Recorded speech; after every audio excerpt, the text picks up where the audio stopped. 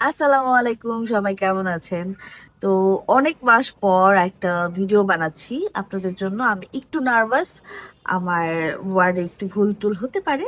তো এবার না শীত তেমন একটা পড়ে নেই, তারপরও যেমন শীত আছে আলহামদুলিল্লাহ, আমি চাই আরেকটু পড়ুক, তাহলে ওয়েদারটা আরো মজা লাগবে, শীতটাকে এনজয় করতে পারবো। ঠিক আছে, তো আমি একটা আজকে টিপস নিয়ে আসছি আপনাদের জন্য। যেহেতু এটা ওয়েডিং সিজন, সবারই এই টিপসটা অনেক কাজে লাগবে। তো আপনারা অনেকেই জানেন, আবার অনেকেই হয়তো জানেন না, আমি কিন্তু একজন মেকআপ আর্টিস্ট, প্রফেশনালি কাজ করছি লাস্ট 8 বছর ধরে। তো কন্টেন্ট মানে এটা তো সবাই এখন জানেনি, কন্টেন্ট কিন্তু আমি বেশি দিন ধরে বানাই না। যাই হোক, আমি টিপসে চলে যাই, বেশি কথা না বলি। তো আমাদের এই এরিয়াটা, এই যে জায়গাটা অনেক বেশি সেনসিটিভ আর অনেক বেশি পাতলা আর অনেক বেশি ড্রাই থাকে। তো এখন যেহেতু ওয়েডিং সিজন, ডিসেম্বর, সবারই কম বেশি দাওয়াত থাকবে, বিয়ে শাদী সামনে থাকবে। তো আমরা কি করি, স্কিন কেয়ার করি, অনেক ধরনের স্ক্রাবিং করি, ফেস প্যাক ইউজ করি। তো তখন কি হয়, আমাদের এই জায়গাগুলোতে আমরা ওইভাবে কিন্তু যত্ন নিই না।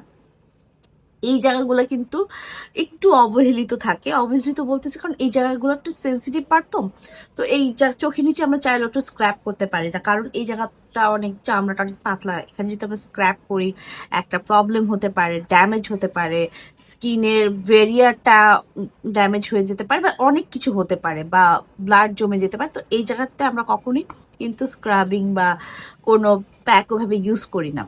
কিন্তু আমাদের তো এই জায়গাটা যত্ন নিতে হবে, কিন্তু সেটা কিভাবে নিব? তো আমরা অনেকে কি করি, টোনিং যখন করি তখন টোনার দিয়ে হয়তো আমরা একটু ক্লিন করে ফেলি, ফেস ওয়াশ দিয়ে, বা ডাবল ক্লিনজার যখন করি তখন কিন্তু আমরা ক্লিন করি। কিন্তু ক্লিন করার পরে আমরা যে ময়শ্চারাইজারটা অ্যাপ্লাই করি, রেগুলার যে ময়শ্চারাইজার যার যার যেটা থাকে রুটিনে স্কিন কেয়ারে, সেটাই অ্যাপ্লাই করি। বাট ওই যে ময়শ্চারাইজারটা এই এরিয়ার জন্য অতটা পারফেক্ট, যাদের স্কিন এক্সট্রিম লেভেলে ড্রাই বা ওভার সেন্সিটিভ, তাদের জন্য কিন্তু পারফেক্ট না।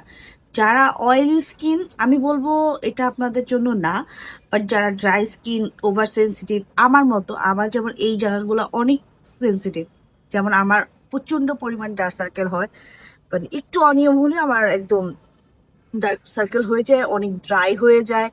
তারপরে ধরেন আমি আগামীকালকে একটা মেকআপ নিব, আমার একটা সুন্দর আই মেকআপ লাগবে, বা আমার একটা ক্লিন একটা বেস মেকআপ লাগবে, বা আমি মেকআপও করলাম না, আমাকে চাচ্ছি আমার খুব ফ্রেশ লাগুক, আমাকে ওইভাবে পারফিউমনেস না থাকুক। তো সেক্ষেত্রে আমরা কি করতে পারি, খুবই সিম্পল। আমাদের সবার বাসাতেই এমন একটা প্রোডাক্ট আছে, সেটা হচ্ছে ভ্যাসলিন।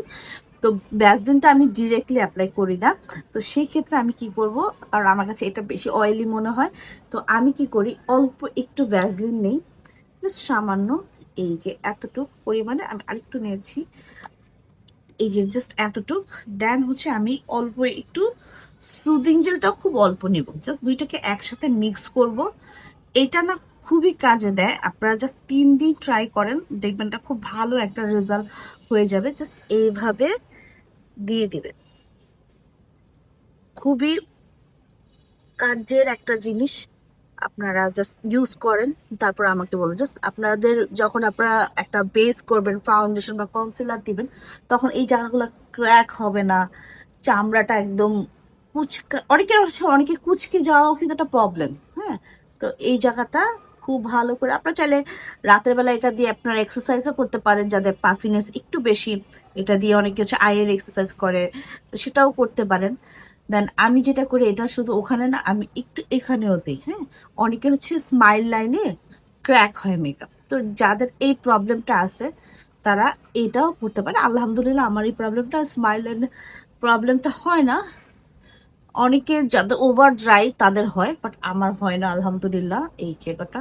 বাট আমি একটু দেখাই দিলাম যাদের হবে। তো তারা এখানে এবং চোখের উপরে খুবই ভালো কাজ করবে, জাস্ট টানা আপনারা করলে। তো আশা করি এই টিপসটা খুবই কাজে লাগবে। তারপর আপনারা ভালো করে একটা ময়শ্চারাইজার লাগিয়ে নেবেন, আপনাদের রেগুলার ময়শ্চারাইজার। বাট আপনারা যে রেগুলার ময়শ্চারাইজারটা দেন, ওইটা এটার জন্য এনাফ না। সো আমি মনে হয় আপনাদেরকে বোঝাতে পারছি। আর যদি কোনো কোশ্চেন থাকে আমাকে জানাবেন, আমি ইনশাল্লাহ আনসার দিয়ে দেবো। আল্লাহ হাফিজ।